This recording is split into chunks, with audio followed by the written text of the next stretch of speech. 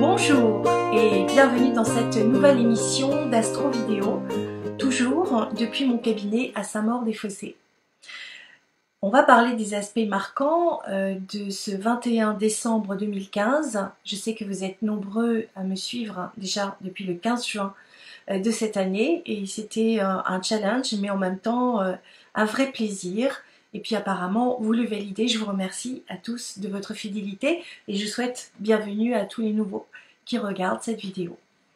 On va parler des aspects marquants donc de ce 21 décembre. Nous sommes à quelques jours juste avant Noël. Et bien que vous réservent les aspects pour cette fin d'année. Aujourd'hui, nous avons une conjonction entre Mercure et Pluton. Mercure est encore direct, donc son énergie est fluide sur l'extérieur, Pluton aussi. On va dire que Mercure, c'est une intelligence pragmatique, c'est se mettre au service de... Mercure, c'est la planète qui va régir deux signes. Elle va régir le Gémeaux d'un côté et la Vierge de l'autre. Donc, aussi bien les Gémeaux que les Vierges vont être concernés par cet aspect de manière beaucoup plus importante que prévu.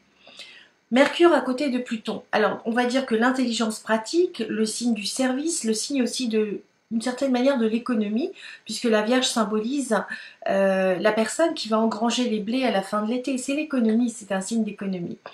Et juste à côté de Pluton, Pluton, comme je le disais déjà dans les autres astrovidéos, ça va être les États. Les États vont donc être très intéressés par tout ce qui va toucher l'économie. Et il va y avoir une transformation. Pluton, c'est un peu un phénix. Ça oblige, cette planète oblige à se transformer, à perdre pour gagner. Et donc c'est un peu compliqué parce qu'on peut avoir l'impression que c'est une petite mort en fait.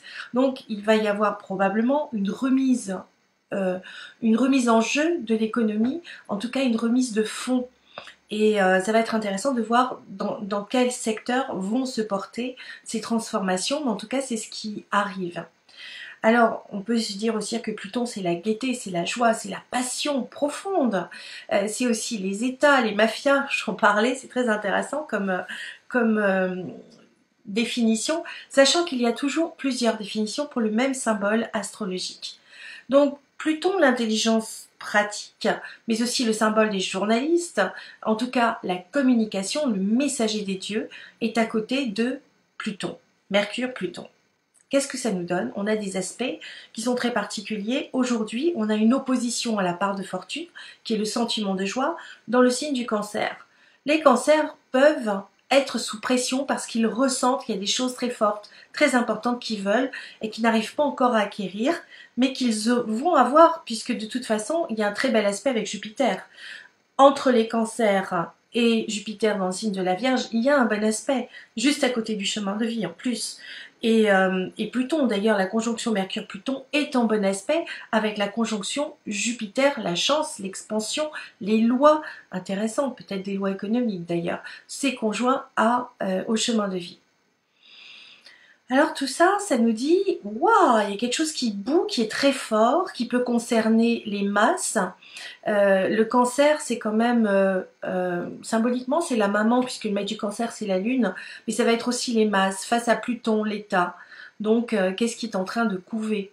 Il y a un carré à Uranus. Alors, Uranus est toujours rétrograde, il sera direct à partir du 27. Donc on a l'impression qu'on a ce désir de liberté, il bout à l'intérieur de nous, mais on n'arrive pas à le sortir à l'extérieur de nous. Et en plus, il est dans le signe du Bélier, qui est un signe mental, donc on a envie de se rebeller. Mais Pluton étant aussi l'État, on peut se dire que l'État réduit la liberté, puisqu'il y a un carré, donc un aspect de tension, avec Uranus, les technologies modernes. Donc il y a une restriction des libertés par le biais des nouvelles technologies. Ça peut être une surveillance accrue, ça peut être plus de caméras, vous voyez, ce genre de choses. Ça peut être aussi une mauvaise évaluation de l'intelligence des peuples. Pourquoi je dis ça? Parce qu'Uranus est aussi en carré avec la part de fortune en Cancer, et c'est au carré de Pluton, hein, surtout au mois de décembre. Le carré se resserre.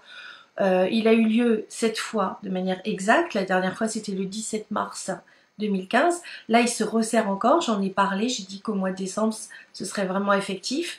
Et il va continuer à faire l'accordéon, puis jusqu'à s'élargir le plus possible et former des aspects, cette fois-ci, favorables et positifs. On n'y est pas encore. On en est pour l'instant au carré.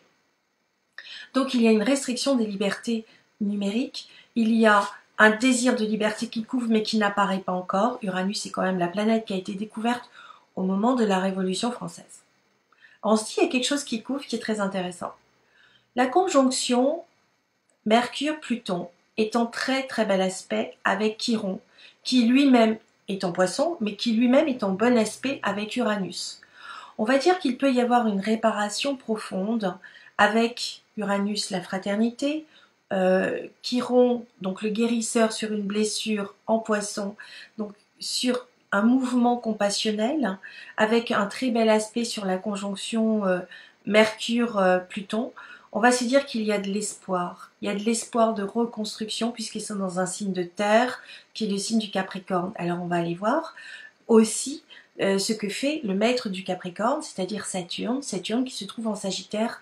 Et le maître du Sagittaire, c'est Jupiter, c'est la loi. Saturne en Sagittaire fait un sextile avec Cérès.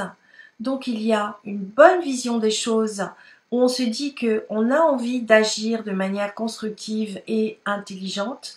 C'est-à-dire qu'on a vu ce qui nous bloquait. On a aussi, là, avec le carré Uranus-Pluton, on a lâché l'ancien. On continue encore à se décrotter de vieilles habitudes pour ensuite reconstruire quelque chose qui va être plus en accord avec notre idéal. Et pour ça, il va falloir se retrousser les manches.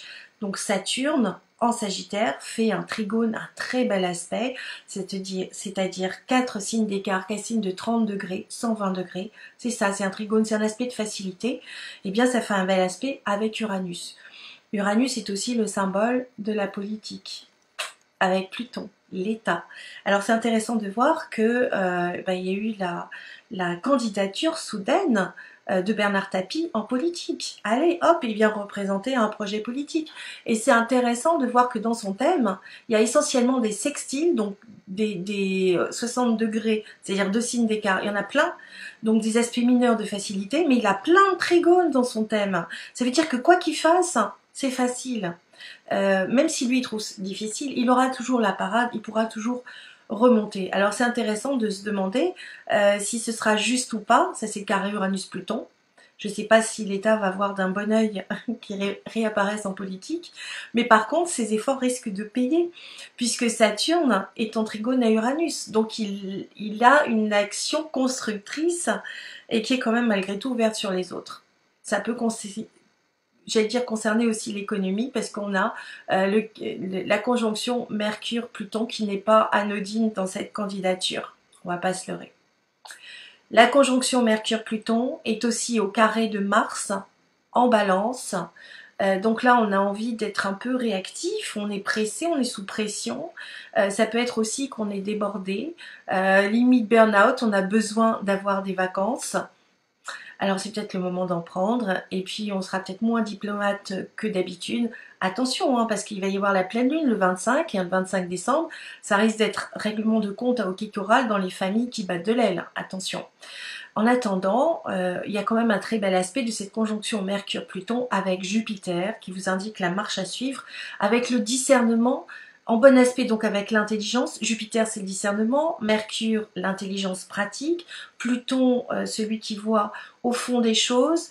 Donc on peut se dire que vous voyez des choses qui ne vous plaisent plus et vous décidez d'agir pour reconstruire sur un autre niveau qui correspond plus à vos objectifs et à vos attentes. Donc j'étais un petit peu plus longue aujourd'hui, mais je sais que vous comprenez tout, vous commencez à être très très au point sur l'astrologie, et en tout cas vous voyez qu'il y a des applications pratiques et très intéressantes. L'astrologie c'est une science où il y a beaucoup de bon sens, c'est une interprétation, il faut simplement se reconnaître au milieu de toutes les définitions, et finalement c'est comme une phrase grammaticale. Alors je l'enseigne aussi si ça vous intéresse. En attendant, je vous dis à demain pour une prochaine astro vidéo, et je vous embrasse, les petits anges.